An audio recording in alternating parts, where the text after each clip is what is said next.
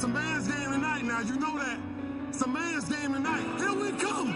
It's a man's game now. This clash of the Titans between Nick and Jack has lived up to all the hype so far, and some. I think the championship is living up to the hype. The highs and the lows. Jack's just running away with it, but Jack's making a mistake here. But it's back and forth, it's back and forth. It's either all in or no. But this was just, it really may have been the greatest championship of all time. Like, Jonathan Taylor isn't the same beast as he was earlier in the year. Maybe we see that come back this week. This is going to be a great matchup.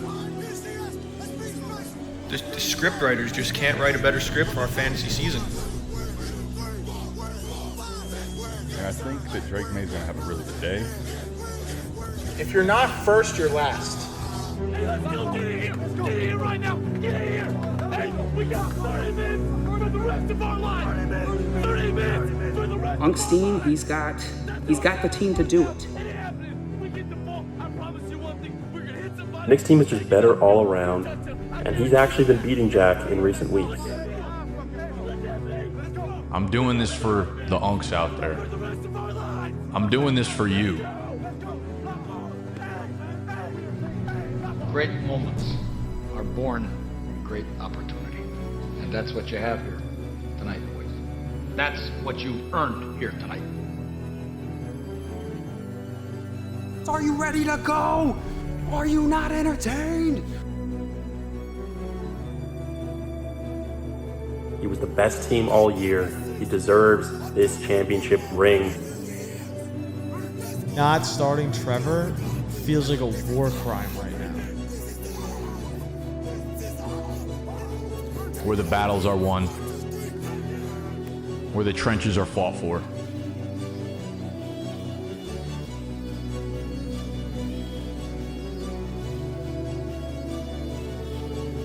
That being said, I want this bad. I want this so fucking bad. Christian, over here! Christian! He's dominated all year. I've said since probably midpoint in the season, he is the team to beat until proven otherwise. He is Goliath in this situation, and his team looks as strong as ever. I'm doing this for the unks out there. I'm doing this for BDGE. I'm doing this for you. I'm doing this for everyone that's ever doubted me. I'm doing this for the Steens. I'm doing this for my mother. I'm doing this for my ancestors, and I'm doing it for my idiot league mates.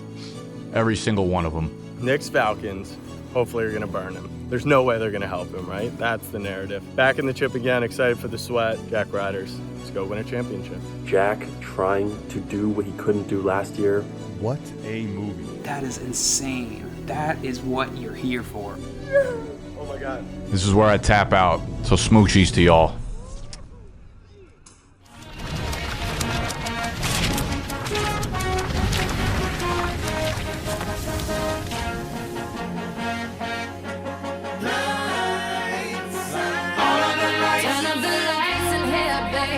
All right, so it's Sunday morning, and a couple things happened yesterday. Jaden Higgins obviously benched by Jack, which was huge. The Saturday games just kicked off. Jack had Jaden Higgins in his lineup pretty much until about an hour ago. Watching that Stroud moonball, and then Rich Eisen going, and there's Higgins for the 76-yard touchdown. Stroud trying to get it through the air. He goes deep for Higgins. Caught. Higgins. Touchdown! I was legit, like, this happened 10 minutes ago. I had to pull myself together. Those are the times where you're like, oh, it's probably not your year, because I don't want to say it like that. Like, I obviously still have a very good chance here. I'm still favored. But that's where, if I start Higgins, it's over. Like, if I get 15 out of Higgins, it's essentially over. And then we already know Darius Slayton's put out 3 tomorrow. So, but then I asked Casey, because I probably shouldn't ask the guy in the toilet bowl what he thinks, but essentially Slayton's props were 40 yards and plus 230 to score a touchdown. Higgins was plus 450 to score a touchdown and 25 yards at minus 115. And I was like, yeah, Chargers, Houston, it might be a rock fight. Like, Higgins, his targets have gone way, way down the last few weeks. So I asked him after the touchdown, I said, process-wise, did I still get the process right? And I think I did. But man, that fucking hurts to watch. The other part about this is obviously I've been going through like a spiritual journey trying to choose what quarterback of mine I should be sitting in this one between Purdy, T-Law, Stafford. Now, I've made up my mind. But what's going unnoticed is on Wednesday, I dropped all of my fab on Malik Willis. Malik Willis would not be put into my lineup, obviously, but Jack had Cam Ward as his QB2. And I had kind of been following along reports of Jordan Love and the concussion, and typically quarterbacks miss at least 1 week. So I said I'd rather have Cam Ward in Jack's lineup than Malik Willis. Not a single other person bid on Malik Willis, while Tony needed a quarterback too, while Jack needed a quarterback too. I obviously didn't start him, so I can't really talk that much shit, but that was purely a defensive play, and that worked out in my favor. So, despite George Pickens going against me, Saturday was a dub for me, all right? This is a battle of attrition. There are basically 4 nights that need to be won. There was Thursday, there was Saturday, there was Sunday, and then there will be Monday. We are tied 1-1. Thursday went to Jack, Saturday went to Nick. Sunday is today, and I have to make my sit-start decision, and it has been made. The player whom I will be sitting is Brock Purdy. It's not an easy decision, but there are pros and cons with each guy. I went over them in the recap video. I think ultimately I need an upside play in my lineup if I want to beat Jack. And I think if I have Brian Thomas Jr., if I have Brenton Strange in my lineup, I just have to roll with the full force of the Jaguars and hope that they hit like they have been the last couple weeks. Because there's no like minimizing risk here. We need to maximize return. Business 101. Purdy, great fantasy asset. It's been good every time he played. I do think there's a little bit of downside without having George Kittle in the lineup. So maybe there's a world where the Chicago offensive line is such a mismatch for the San Francisco D-line that they're just chewing up clock the entire game, which would go towards DeAndre Swift here. I don't know. I don't feel good about it. Honestly, if I just started Malik Willis and he got me his fucking 32 points, that would have been amazing. That would have been the sharpest sit-start decision in the history of fantasy football, but I obviously couldn't do that, unfortunately. But Sunday's games are kicking off in about 4 hours, so I will update y'all throughout the day about my miserable emotions. All right, it's 1 o'clock. Let's do this, Scott, you big jolly fuck. One final last send for 2025. For all the marbles, for everything. Let's go, T-Law. All right, we're about halfway through the first quarter of these games. Drake May came out, scored a touchdown immediately. Westover blocking. May fake throw back of the end zone. It is a touchdown. Then Jamar Chase answered. In motion, the other side it goes to Chase. Steps through a tackle at the 10. Spins at the 5. Chase diving for the goal line. Touchdown, Cincinnati. We're throwing haymakers right now. T-Law is zooming down the field right now. I think they're within the 20. I got everything on the Jags right now. My entire life is on the Jags. They are on the 17-yard line. No run plays. No, don't fuck with me. Don't fuck with me, please. Yep. Drop back. Oh my God. What are we doing? They tried some fucking hook and ladder. You stupid fucking morons. A few moments later. In this situation, out of the gun, they hand it to Taylor, who finds a hole and has a touchdown. All right, JT got in. I mean, most fucking obvious. 3rd down from the shotgun. Yeah, we're going to pass the ball. Of course they're fucking going to fucking draw up the middle, you dumbass fucking Jaguars. Stupid-ass fucking Liam Cohen. Fucking bot. And now, since he's up 14-0, it's absolute just game script masterpiece for Trey McBride now and opposite for Chase. Yeah, we're pretty much back to the start right now. Feeling fine. Not great, not good, not bad, not anything. All right, just got home from brunch. Little check-in. I could be the first person to ever win a fantasy championship with my 3 wide receivers combining for 2 points. Cooper Kupp, goose egg, threw 1. Michael Pittman, calf injury, got a catch. And I'm sure Darius Slayton is going for a nice fat bagel. I put some money on a little parlay, Jamar Chase, Trey McBride, Cardinals. And so when Chase scored, I was excited because that was in my parlay. I completely forgot Nick has him on his team. Since then, I don't think he has a major catch. This is going to be a great matchup. I really do think so. With the Pittman injury, I think Trey McBride, if he goes under 15 points, which he only has 1 catch early in the second quarter, that to me is the swinger. That's the X factor. If he gets going in the second half, I think that could be the difference though. So feeling good through 1, not great. Patriots got the ball back. They're up fucking 8,000-0. Get them. No. Oh my God. What kind of catch is that, Stephon Diggs? Turn back the clocks. That was the most insane catch I've ever seen from Stephon Diggs. A few minutes later. 21 seconds on the clock. Jags driving. 2-minute warning. T-Law drops back. Pressure in his face. Scrambles. No! Every time I turn this fucking phone on, something bad happens. And it's the T-Law, and it's the Jaguars. I'm going right out there from the 8th floor. All right, halftime update right now. Percentages, sleeper, Jack 61, I'm at 39. That was 51% in favor of me about 6 seconds ago. I'd like to start off by saying the Jets this year are the single worst football team I've ever watched in my life. Nate and Joe, you guys are both pathetic for being fans of them. Goes for my grandpa. He's not doing too well, and honestly, the way the Jets are playing, I hope this makes him do worse. So, that's not great. Drake May and the Patriots are beating the fuck out of the Jets. Trey McBride ain't doing shit. However, they're down 16, so you know Jacoby Brissett's going to attempt at least like 25 passes in the second half. Good game script for him, not good game script for Jamar Chase. Jack's team is kind of doing exactly what you'd expect Jack's team to do. You know, JT's on pace for about 28. Drake May's on pace for fucking 54. So yeah, those two minute drives right there really fucking threw a wrench in everything. We were clawing back. They had us at 51%, and then the 2 touchdown passes at the end were not great. So we're gonna need a huge second half from T-Law. I need one of my Jacksonville pass catchers to catch a touchdown.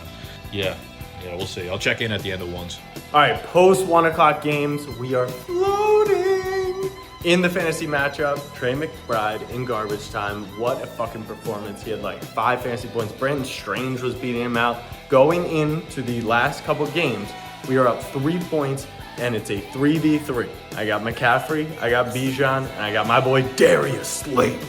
And Nick has Stafford, who I think he's now going to stick with. If he had had a lead, I think he would have gone Purdy to mitigate the McCaffrey, but now he kind of has to play for upside. We are totally favorites here. We're favored to win by 15 on the sleeper app. The 3-headed monster's balled out. Cam Moore down the stretch has been so fucking huge. 2 passing touchdowns in 4 straight games. 2 obviously in the playoffs for me. If we had started Jaden Higgins, it's over. I would literally be walking around like this. I'm going to the mall right now. I'd probably buy a fucking Rolex. But we can't do that because it's not over. Let's fucking go. Absolute dagger in the heart there. As I predicted, that garbage time was just fucking way too much. McBride had like the fakest fourth quarter I've ever seen. Caught about 10 passes, touchdown with a minute left. Yeah, that's going to be hard to overcome there, man. When I recorded the video 3 hours ago, I said that if Nick had the lead, he would play Purdy to mitigate CMC, which still could be true.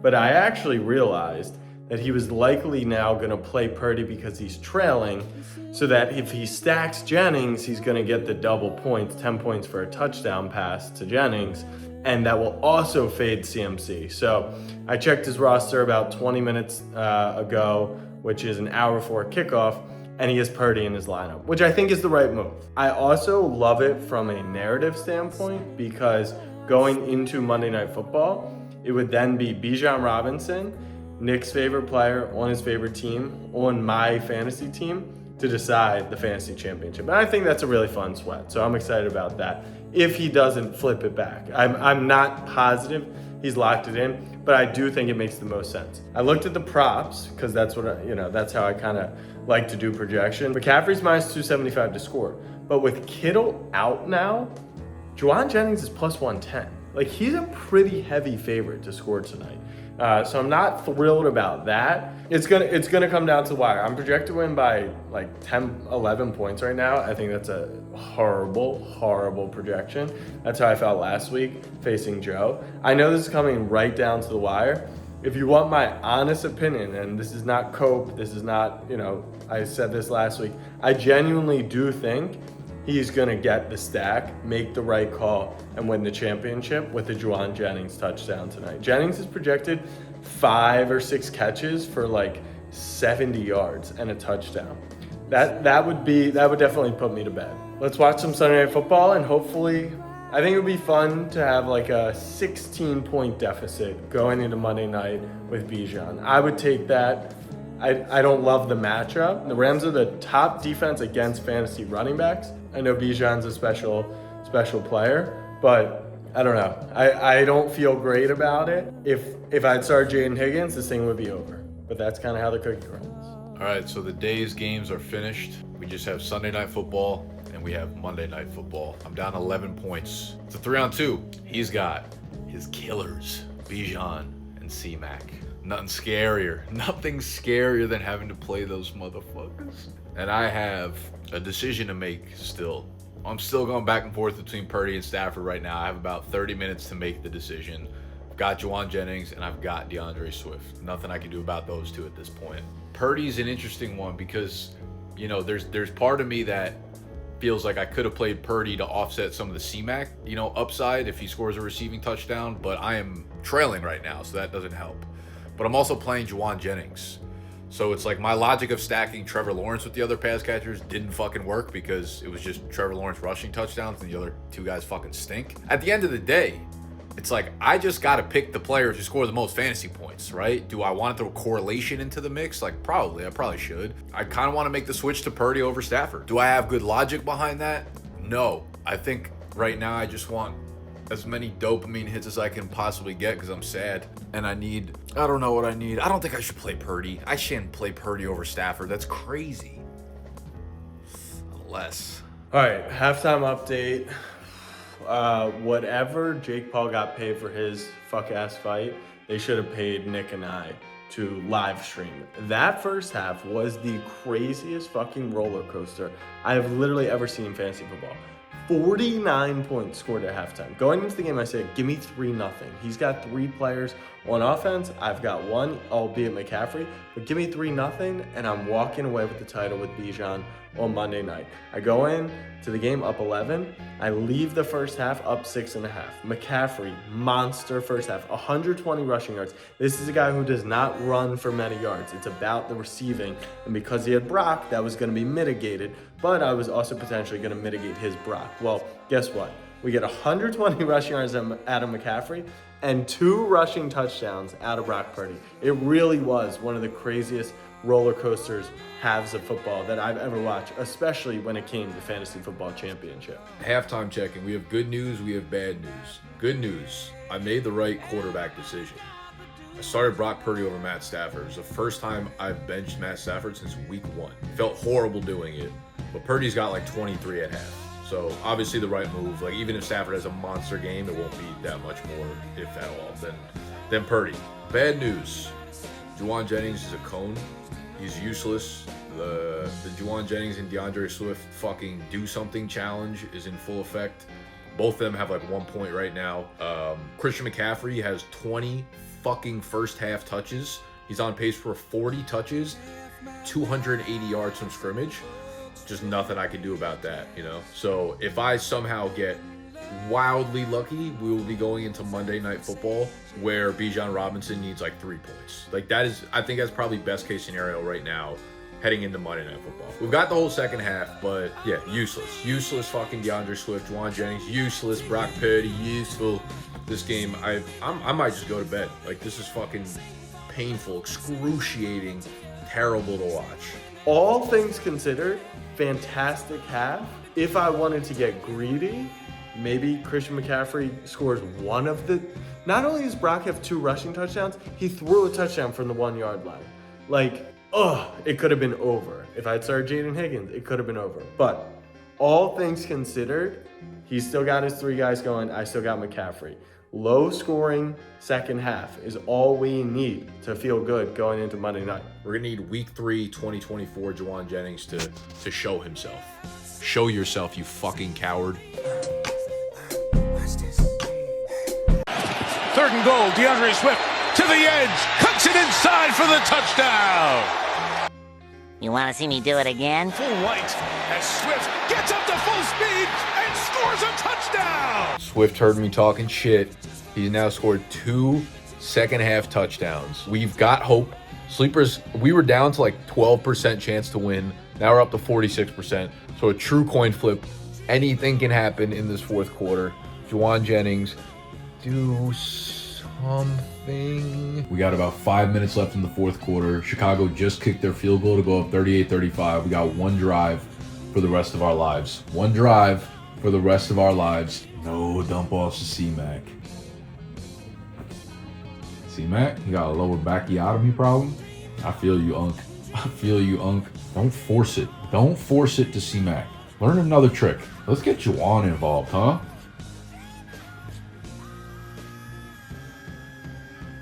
Oh my God, is that Juwan? Oh my God, go, go, go! Juwan! Let's go! No flag. Oh my God. Oh my God. Oh, baby! Well, back-to-back years losing the chip. Congrats to Unc. Played the party stack and it paid off as I kind of thought it would. McCaffrey, I think, had 4 fantasy points, maybe 5 or 6 in the second half. Swift scores 2 touchdowns. Jennings, the dagger at the end. Purdy, 38 points. Just much deserved. My 3 wideouts that I ended up getting left with at the end of the season combined for 11 points. Just not going to be enough. Great season, fun season. It's a shame the 3-headed monsters didn't bring it home because just a great draft of a team. Made the move for McBride early, swapping Debo and Waddle and some pieces for McBride, and he ended up having an all-time season. So bummed to not have it come home. And as someone who was a huge proponent, I think I actually was the one who suggested or recommended that we do no second place prize. I think that's how it should be done. And at no point am I ever going to text Nick and be like, yo, let's split the pot. Let's play for like 60-40. Like fantasy football, this is how it goes. You have a great team all year. Managerially, you play it fairly well. And 80 points get scored on Sunday Night Football. And Nick has 3 players in that game. And you lose. And he wins. And that's why we love the sweat. So great season, your idiot league mates. Appreciate you guys. We'll be back and talk soon. Good morning, fellow Steens. It is Monday morning, coming off of the high of last night. That second half fucked me up. It fucked me up, fam, in the best way possible. Like a spicy Latina. I mean, 2 touchdowns from Swift in the second half. Juwan Jennings with the 40-yard tugger. I feel bad for Jack, to be honest with you. If that shit happened to me, I would have thrown a fit. I would have thrown a fucking hammer at the people across the building over there. I would have been charged with something. Tonight though, we got to finish the fucking job. We need Bijan to go under. It was originally I think 31.2 last night, but then they score changed DeAndre Swift on the hook and ladder. He didn't get a point for a reception, but he got the 6 yards that he picked up after the ladder, which was one of the first things I did was fucking look that up. I went right on Google. I was like fantasy scoring hook and ladder. So that was the right way to score that. So we actually, I think, got up to like 32 and a half or something like that. So still have a minor sweat. Still have a minor sweat. Sleeper has me at 82% chance to take this home. So obviously we went into the infinite money glitch and we're putting significant money on all the Bijan overs, just hedge. It's never about the money. You know what I mean? Like, it's not about the money. Before the matchup, I wanted to text Jack and be like, do you want to just split the money straight up? It ain't about that. It's about the ring. It's about the glory. It's about the pride. It's about just knowing that you dominated 11 people right in their fucking face hole throughout the entirety of the year. So it ain't about the money. So we're putting significant dollar bills down on Bijan's overs tonight. I'm talking 175 yards of scrimmage. I'm talking 2 touchdowns. I'm talking 3 touchdowns. I'm talking everything that would destroy our fantasy hopes right now. Shout out to everyone that tweeted at me when Juwan Jennings scored that touchdown. I'm not kidding. I've been on social media for a long time. That was by far and away the most tweets I've gotten at a single point in any social media instance in my life. Like, I've had times where like things have taken off and things have blown up and things have gone good and bad. Last night when Juwan Jennings scored that touchdown, I had probably no fewer than 150 tweets within 3 seconds. It was fucking awesome. All y'all rooting for Unc. We got to finish the job tonight. What am I gonna do with the 5K if I win? I'm ordering a fucking ring. I'm doing something the commish would never do. I'm ordering a ring. I'm ordering a trophy. And some of you guys are gonna say that's selfish. That's ridiculous. Nick's gonna do that now that he won. Fucking right. Fucking right. I want to wear a ring in every single goddamn clip next year. Every single clip gonna start off with me doing this. mewing my beard with a big fat fucking diamond ring made out of real gold and real diamonds right there in your face, shining. We're gonna have to change the aperture on the camera. We're gonna have to change the white balance on the camera. I'm not gonna lie, this is embarrassing. I barely slept last night. Like the high of the end of that fourth quarter, how do I go to bed? I'm someone who goes to bed early, like 10 p.m., you know, usually. So when I stayed up at that point and my energy was that high, it was just like, when am I gonna get to bed? Never did. Was fucking tossing and turning all night. So yeah, now I'm just going off on a tangent. As you can see, my emotions are all over the place. Just had a fat fucking cup of coffee. I don't know what to do until tonight. I don't know what to do. Do I read a book? Do I fucking go make snow angels? And I gotta say, credit to Unk starting Brock Purdy, because I watched him make the switch in the middle of the day, and I straight up thought, that is a bad decision. That is not the decision I would make. Matthew Stafford might be the NFL's MVP. Matthew Stafford's been his guy all year, and I'm like, why are you bailing on him now? Yes, I know the theological idea of like, hey, I need a stack. I need to just go in on Purdy and Juwan Jennings and hope it works out and hope the Niners game is high scoring, which it did. And that's why I'm giving credit, because I would have stuck with Stafford. I would have stuck with the more consistent guy, his guy, and he had the balls to make the change. And now we get a sweat on Monday Night Football of if Bijan Robinson can put up 32 points on the league MVP, on one of the league's best teams, Jack wins. And I gotta say, I think the championship is living up to the hype. This clash of the Titans between Nick and Jack has lived up to all the hype so far, and some. So early on, Drake May comes out and delivers a haymaker. I think we all kind of expected him to have a big game. I said he was only going to play 2.5 quarters, and I think that Drake May is going to have a really good day, but he's probably going to have to get all of his in like 2.5 quarters. I think that still was about correct. They pulled him early, and they didn't really need to play him for long.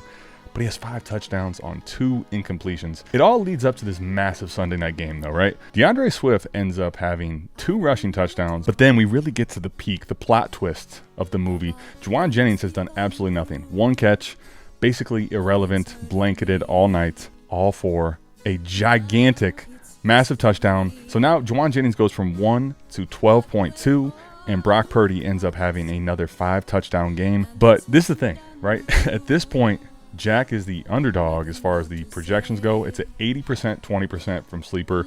I'd say you could throw that out the window. I would say, though, listen, in this game versus the Rams, I think Bijan's going to have a chance to get that number, but I think it's under 50%. I'd probably go 70-30 in favor of Nick right now. And I know it's kind of, controversial or polarizing. People prefer one way or the other. In this type of a scenario, I would absolutely like to be the team ahead. If you're telling me Bijan has to get, the number that he's only got, let's call it once all season. So I think here's the thing. Hopefully we get fireworks and we get a close finish. But this performance from both sides, I think, is going to absolutely live up to the hype. So right now, BDGE is in the driver's seat, I think, as far as the championship game goes. It's a movie, though, and this is not by any means over. 3rd down and goal. Floated. Robinson, touchdown, Atlanta. You want to see me do it again? And he's a promising player. Here's Robinson, right side. Nice cutback. He's gone. Can anybody catch him? Not tonight. McCreary chasing. Won't get there. Touchdown, Atlanta. 93-yard touchdown for Bijan at the end of the second half. I said it last night in the clip. The narrative of Nick's favorite team. I'm assuming Bijan's probably one of his favorite players on Jack's team to set up Nick's downfall. Might be greatest storylines for a fantasy football championship. Nick can win the chip. Falcons suck. Falcons are going to have a great game. Bijan's going to go off, rip Nick's heart out. Great game. Falcons doing a lot of great things for no fucking reason other than to make Nick just absolutely hate himself. Sometimes you just can't. The script writers just can't write a better script for our fantasy season. I mean, you just can't get a better fantasy script than that right there. He's still up by 5. Whole second half to play. His only hope right now, Falcons score a touchdown, a bunch of passing, score another touchdown, maybe 1 or 2 touchdowns, minimal Bijan, take him out of the game. No, they don't even play the 4th quarter. That's his only hope. Well, I was very happy this morning, and it is halftime of the Falcons-Rams game, so you can guess I'm not very happy right now. I'm hurt. This is going to be the most painful fantasy loss I'll ever have in my life for sure, Bijan, I think, has like 27 at half. He needs 4 points in the second half. Oh man, I convinced myself I won today too. I shouldn't have done that. I did a quick write up on Twitter. I'm like, all right, Bijan needs to hit 32 points. He's done this one time in his whole career, playing against the Rams. No chance it happens, right? Guaranteed to happen. Was the infinite money glitch. Tried to tell y'all on Twitter. Yeah, that one hurt, man. That one hurt a lot. Here's what I'll leave you with. Check in on your friends and family that played against Bijan tonight. Congratulations, Jack. You great year, great win. I'm sad. Big congrats to Jack, the second champion of Your Elite League Mates. And I gotta give flowers when flowers are due. He was the best team all year. He deserves this championship ring. I think we gotta stop underestimating Jack as a fantasy mind. Obviously, there's a lot of luck with fantasy, but to make the finals in back-to-back years shows that Jack does have what it takes to win in fantasy. I'm struggling to find the words for what to say. I think tonight's events truly sum up the point of fantasy football. The group chat, the shit talking all season, at points the dilemma of rooting for your favorite player or rooting for your fantasy player if they're facing your favorite team. Some part of this feeling is vindication for saying all summer and at the draft that Bijan Robinson was my number one ranked player in fantasy football. And for it to come full circle, the last player in the championship to go off. I think what I'm most excited about is this is year 2 of this league, and it feels like this championship was what we needed to make this thing the biggest thing. And that's really all I care about. Because as I rolled in my bed last night and couldn't sleep, I was sick. Not unexpected, but this was just, it really may have been the greatest championship of all time in a fantasy football final. The highs, the lows, we really had it all. And you'll see this is probably my most reserved kind of video. I think it's just a moment of reflection. There's no shit talking from my side because I actually ended up being the favorite. Like, everyone hated my team, and then the team turned out amazing. So then it was clear I kind of had the best team, and it was so clear that I had the best team that everyone was picking me. And it's just funny to kind of see the flow of how, we had the underdog story of, oh, Jack's team sucks, Jack's the worst, he's all this. It's cool that for me, the three-headed monster, which I changed the team name to, 85 points off 3 players, off that three-headed monster, and Drake May. There's something about drafting right. There's something about, I picked those guys, I had a ton of injury luck, but it was then I trade for McBride. I sell on Debo, who had a fantastic start to the season, and tight ends weren't separating themselves. And obviously with all this shit, you need so much luck. And that's why I don't get too excited about it. But at the same time, it's awfully satisfying to go to a championship and then to win one. In the first 2 years, I think it just proves, I've got something here. And, my wife asked me, is $5,000 a lot of money? Yeah, fuck yeah, it's a lot of money. I'm pumped about that. I'm going to get myself a signed Bijan jersey, put it right up here on the wall. But it's the fun of this league is the bragging rights. No one can tell you shit, really forever, because you've got a league championship. You've got a league title. And to do it in a league like this, amongst fantasy experts, that's the most satisfying part. Now, if you do want some shit talking, I can give you some. The only people who were very mean throughout the process, and this is the internet, I've been on it forever, so I'm used to it, were the people who during the draft got upset with me because I wouldn't shut up. But the other thing is that why I'm so excited about this championship final and it being Nick and I, kind of the two leaders content-wise, is because I think this moment sets us off on a path. And I hope that we can continue to be authentic, which this league is, but also create really good content because you guys deserve to sweat. And that's where I under-delivered tonight. I shouldn't have been in the car. I should have been live streaming this. I should have been tweeting about it. I should have been posting about it. And so I take some responsibility there. But I think that this will set us on a great path. And I hope that people can at least appreciate the reason was genuinely because we're here to entertain you guys and make this league interesting. And I think it's so cool that everyone is so locked in on the draft that they're not talking.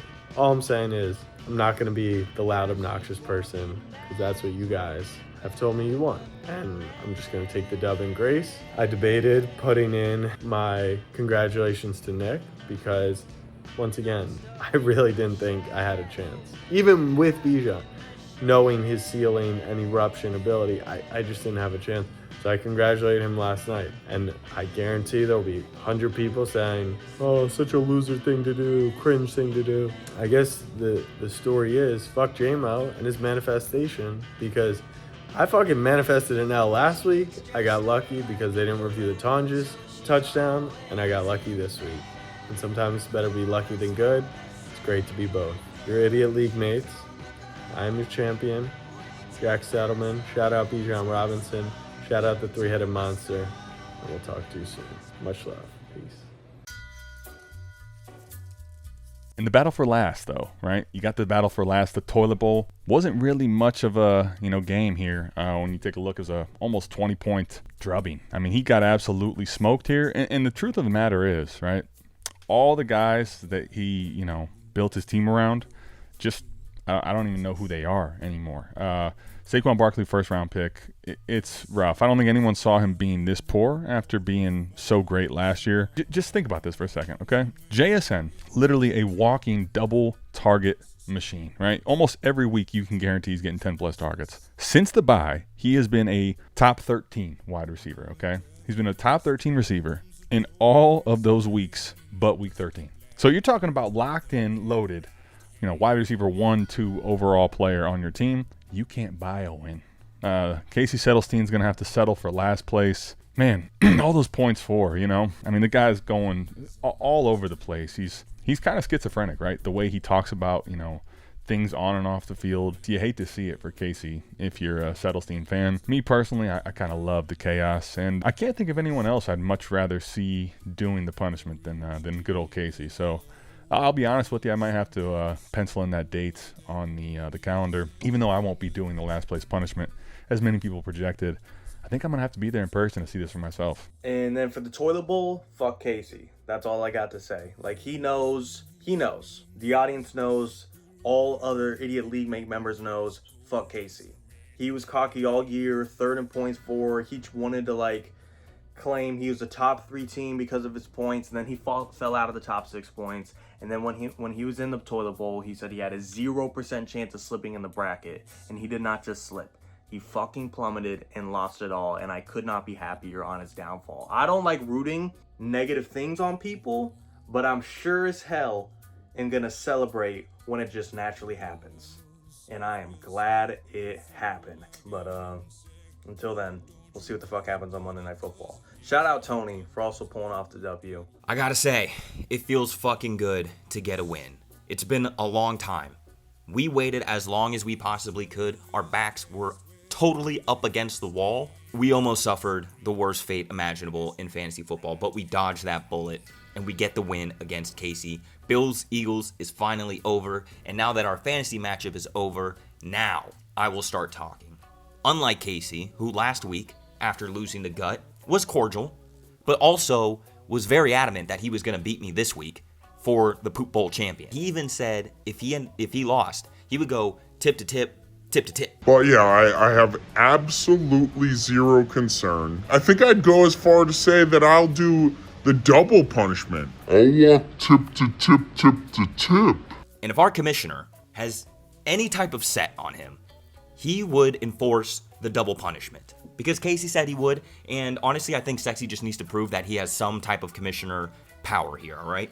The entire year, he just sat on the sideline and watched this league with gate after gate after gate after gate. But all I know is there were a ton of scandals ranging from minor to major under Sexy's watch. So for once, Sexual, let's make it right, and let's make Casey walk tip to tip, tip to tip. I'll walk tip to tip, tip to tip. All right? That's the punishment. Should be. And I am so fucking thankful. Thankful to my core that I do not have to go back to that shithole city of New York to do this fucking punishment. There's been a lot of talk in the league about how the punishment was not harsh enough and that it was kind of a lame punishment. I think it's more annoying and an inconvenience more than it is truly terrible. But for me, having to travel across the country, it would have just made it that much worse. And for me, it was going to be quite the expense of a punishment, right? Like, these dudes can just take a $3 subway to one end of Manhattan, walk it, and go home, right? Like, I would have had to fly out there, find a place to stay. And so I am ultra fucking thankful that I am not having to go to New York. You know, my team, it's kind of crazy that my team will not be remembered in the history books because we remember the champions and we remember who had to serve the punishment. My team is neither of those, but it has to be one of the worst assembled teams you have ever seen in fantasy football. And it will go unremembered because it did not lose this league. And the fact that this is the team that Casey lost to is astounding. Because you look at Casey's team, and it doesn't look that bad on paper. Like, you have names there. I don't even have names. I have dudes who don't even show up on the field on Sundays. And somehow, my fucking crew of construction workers beat Casey.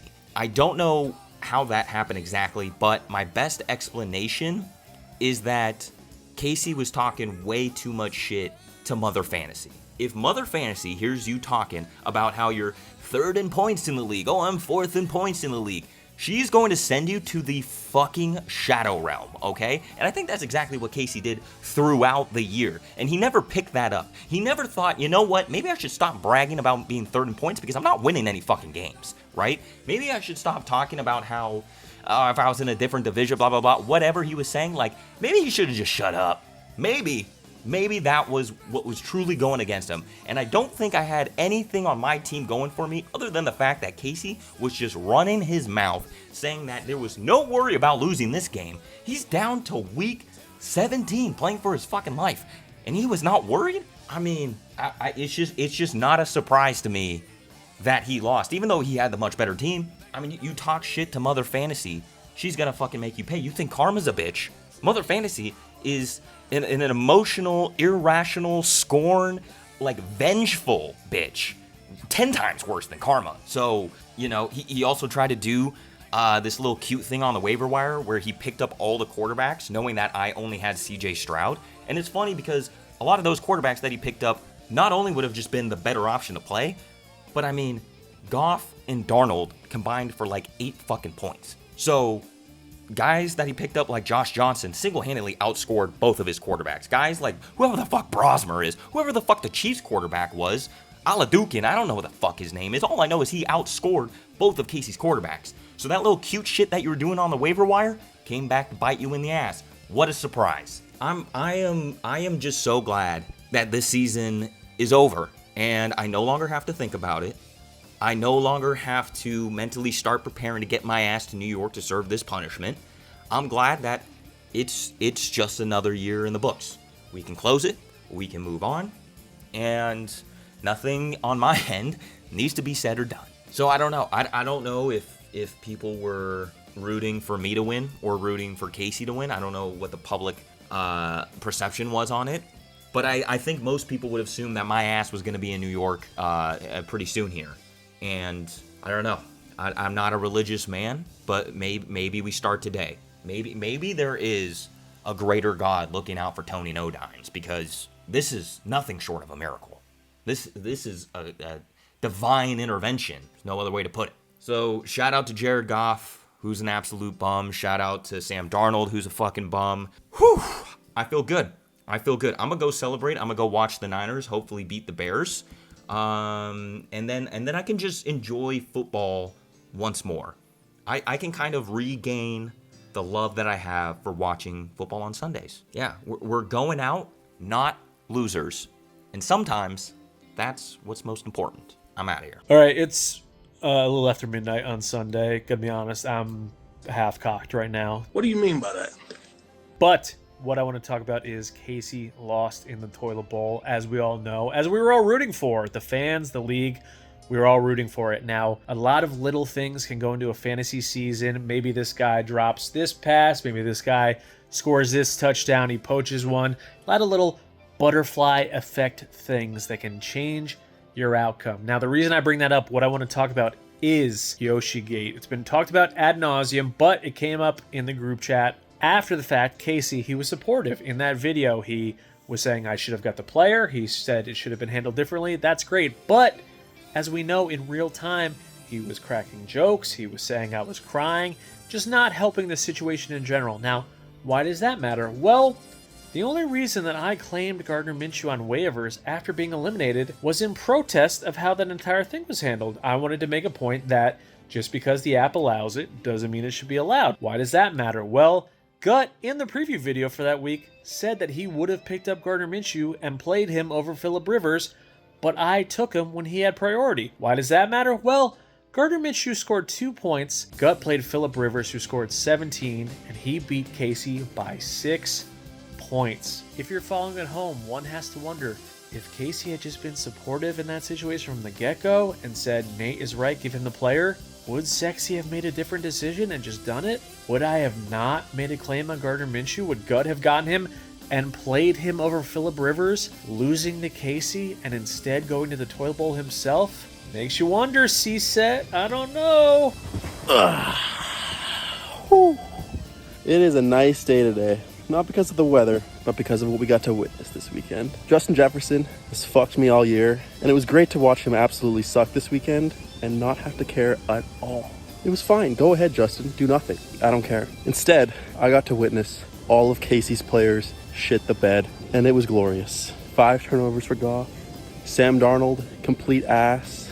And it was fun to watch his odds of winning just get lower and lower and lower as the day went on, until eventually he locked it in. Casey is the loser of your Idiot League Mates. Let's take a moment. He deserves this. He really does. You know, he was so confident all year. My team is good. My team's not going to lose. Points for. Doesn't matter. He lost. You'd think he's dealt with enough and that he doesn't deserve to have a montage made of all of those moments. He doesn't deserve that, right? I wouldn't dare do that to him. Right? I wouldn't dare. Fuck you, Casey. I really like Saquon. I feel like everyone on Saquon is like, oh, he can't do it again this year. I see no reason why that doesn't happen again. On the comeback, BTJ was the guy I wanted so badly. I think BTJ is going to be a league winner this year. I've been preaching that my team is good, and everyone calls me crazy for saying my team's good, but I've just let up a lot of points. People are putting me in the Sexy tier. Like, Sexy and I are not even close, not even on the same stratosphere. I was getting to the point where it's like, all right, take a look in the mirror. Everyone's saying your team sucks. Maybe your team sucks. It never sucked. Do not let me be competitive when Ayuk comes back into that offense with Purdy healthy, because then it's a buzzsaw. Team's amazing, per usual. They're like, damn, I hope Casey drops out of the top 6 of points. That's not fucking possible. When your team's good, you can't drop out. That's just not how it works, you know? When you have the 3rd best team in the league, you can't just drop out of the top 6 in points for. Everybody's just talking shit on my team. Oh my God. I'm not going to make the playoffs, but I'm going to be fucking 4th in points for. Like, you guys are all so fucking stupid and you don't know a fucking thing. I hate every single one of you. You're all so fucking stupid. Like, the IQ of like 40. Commenters Gut, JMO, that conglomerate, their total IQ doesn't even add up to mine. Fucking stupid ass motherfuckers. You guys can all keep commenting in your miserable fucking basements in the dark, no fucking life, and you guys are also so fucking stupid. Maybe read a book, maybe watch some ball. Spend less time watching fucking BDGE videos and actually watch football, and you would actually understand. You fucking idiots. I feel confident with my team in the toilet bowl because it's a solid team. My team's amazing, per usual. And I don't think I'm gonna finish in last and have to do the punishment because, like I said, I think my team's actually good. I have a top 5 team in this league going forward, and I won't let anybody tell me otherwise. I said, as always, we're never a threat to lose it all. It's just not gonna happen with a team this good. I wanted Ron. Ron, really? Biggest pussy in the league. My team's so fucking good. The key is when you have easily the best team in the toilet bowl, and I have 3 rounds to get out, you can afford to fuck around and do a double bit this week, which is what I'm doing. It kind of sets up perfectly. JMO's out, and now I get the chance to send Gut to the toilet bowl final, which another week to play fantasy. I don't hate it. Your boy is in the toilet bowl. Now, I know the haters are going to be eating this up in the comments, and as you should. I talked a lot of shit specifically about Gut. His team came through, so I'm on to the punishment bowl, but I have absolutely zero concern. Tony's team is utterly atrocious. Like I said, I've had a top 4 team in this league the entire season, so it's impossible for me to lose. I know that we've pushed the limits of what impossible can mean by being in the toilet bowl finals, but yeah, I have absolutely zero concern. I think I'd go as far to say that I'll do the double punishment. I'll walk tip to tip to tip if I lose to Tony. Like, this shit is nothing. It's like, do anything to improve your IQ, because I just hope for the commenters that you take this time to get smarter. Make it your New Year's resolution to raise your IQ. I think that would be helpful for everybody involved. Honestly, I'm still pretty confident because he's got Zay with no Lamar. He's got Christian Watson, who's now questionable, but he may be with Malik Willis, so that just feels really limited. He's got no QB2. I'm still feeling fine, but we could have put the game out of reach before the rest of the games even started. All right, checking in. I think it's halftime of the 4 o'clock games. It's officially wraps for your boy. Tip to tip. I don't really know what to say. I truly never thought this would be the reality, as you guys I'm sure are aware of. But yeah, I didn't think this was possible with the team I had. I can't lie. Kind of at a loss for words. I'm speechless, which doesn't happen often to me. My quarterbacks combined for 8 points. I just got fucked. Christian Watson going off with Malik Willis.